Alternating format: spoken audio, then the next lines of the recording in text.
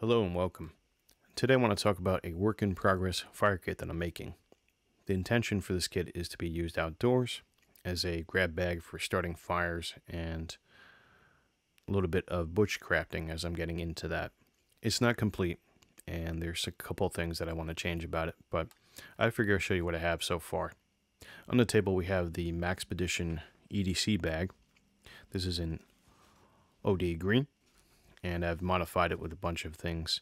On the front here, in this mesh pouch here, pocket, I have some DEET in wipes. I have some IVX anti-poison ivory wipes, and underneath these two packages I do have a small ouchie boo-boo kit.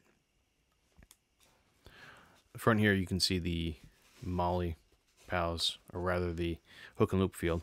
On the back is the Molly Pals webbing, and I've attached the fire cord, paracord on the back here. You can find this sometimes at Kmart or Dick's Sporting Goods or online. Basically what this is that it is almost equivalent to 550 paracord with an addition of a red wick here, which you can see inside the cord a little bit.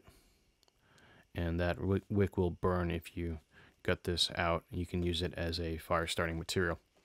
On the top here I did a semi-okay job of braiding with, again, 550 paracord with fire cord inside of it, and also sewing line for cotton and fishing line as well. So in addition to the 7 strands in here, there are those strands as well with this paracord, so it's a little bit thicker. It's a special paracord that I got off of Amazon. I forget what brand it is, but works out pretty well for the handle here. On the side here we have the YKK zippers, and they function very well. This is the inside, and again, it's a work in progress as I'm trying to figure out different gear optimizations. But basically, the webbing channels allow me to fit only a certain amount of gear inside of it.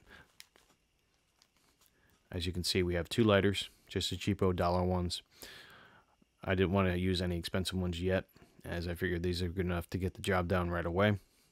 I do have my ferro rod, which I've been practicing with and working on techniques with, along with the striker bar that's underneath here.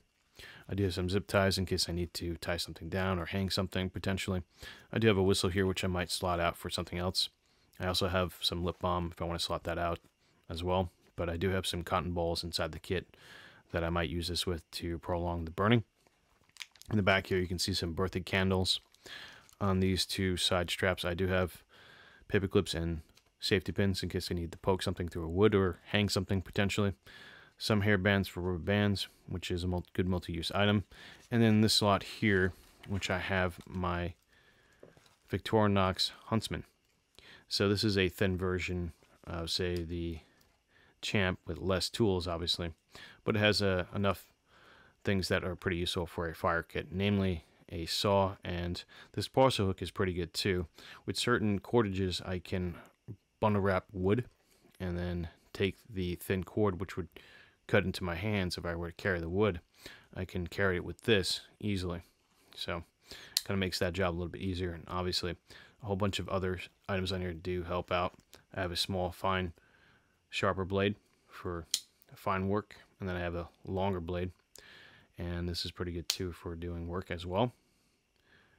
And then we also have a saw, which is the main component that is valuable to me in this kit. So processing wood in a manner where I don't have to baton it potentially. This helps out a lot with that, and for making shavings and other burnable small debris. We have a scissor here, and finally we have a bottle opener and a small flathead screwdriver at the tip there, and we have a bigger flathead screwdriver here as well. And on the back we did show the hook, but we didn't show the awl, which is also important for reaming out holes in wood if I have to, and the corkscrew as well, which can be useful if used right. Attached to the hook lanyard here I have more fire cord just for holding, so this is my fire cord fob. It's pretty big. On the sides here we have tweezers, which is good for getting splinters out because you don't want splinters when you're working with wood. And I have a firefly ferrite stick or ferro stick. So basically these things, they take a bit of practice to use. They break very easily, so you want to attack it on its side here, the stronger side, and buff the bottom with some sort of resistance so you don't break the stick. And it has a little glow at the end there, which I find pretty nice for finding in the dark. So that is the Huntsman Victorinox. That is the cutting tool of the kit here. Like I said, this is not a survival kit. In the back here we have a couple other items, namely some tea candles. I figured I'd put a pack of 2 in here, just so I could have something burning while I start my fire. I can light this up, use this to light a fire instead of using all of my gas in a couple attempts or my ferrous rod. So that's important to have if you want to have a long duration fire. And finally, I have just a carabiner here. This is a Leatherman carabiner, so it uses a bottle opener here, a hex tool here, and that's pretty much it for this. I figured I'd keep this in the kit in case I want to hang my cordage off the bag or dummy cord something in there. I can do that. I'll go ahead and put this stuff back in.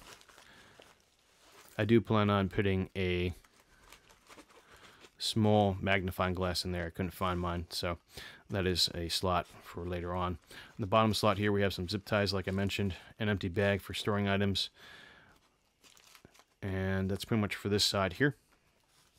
Moving over to this side here, we do have 2 lighters in case one breaks or it's not working, not functional, whatever. It's always good to have 2 main sources of fire starting, which is my go-to. Underneath it, we do have, under this tab here, we have some stormproof matches and strike anywhere matches, and the strikers as well for the stormproof matches, and a small bag that's reinforced with some shipping tape so it doesn't break. So I keep that underneath there for my secondary or tertiary starting method. In this little side pouch here, I have smaller grab bags for filling up with small shavings or anything flammable. I can put in these small Ziploc bags here, take them out of the strap, and I can have a bit more easier starting material from my ferro rod. Underneath this, I decided to take an old hand sanitizer bottle and fill it with alcohol and hand sanitizer, as they both burn fairly well as accelerants for not a long time, but they will work in a pinch. So I have that in here as sort of a fuel, antiseptic, multi-use item. Underneath it, which I'm going to push out here with the vial bottle, is a magnesium bar and another striker. So I have several different ways of getting fire going. Not if I lose my main striker here, I still have a way to get fire going via this method. And we have magnesium here, so that's pretty good for shaving off in large quantities and starting a fire with that. So I keep that under this strap as well, next to the fuel bottle. And then on this side here, we can see our paracord, more fire cord, which I can use to tie up bundles of wood in case I have to carry wood back to an area or process it for whatever reason. So it makes life a little bit easier. Underneath, we have an empty bag. This is used for storage of other potentially burnable materials. We have some more burnable materials, namely the firebox that came with the matches. I cut it up and I figured I could use this as fire starting material. It's cardboard, so it'll burn. And then finally further down, we do have some more bags. I was starting with the little baby Kinley. Obviously this is some of the matchsticks that I cut up to fit into a bag. I wanted to save everything and use everything, so I'll fill that out a little bit more. And then finally we have some cotton balls here. I haven't soaked some of these in Vaseline.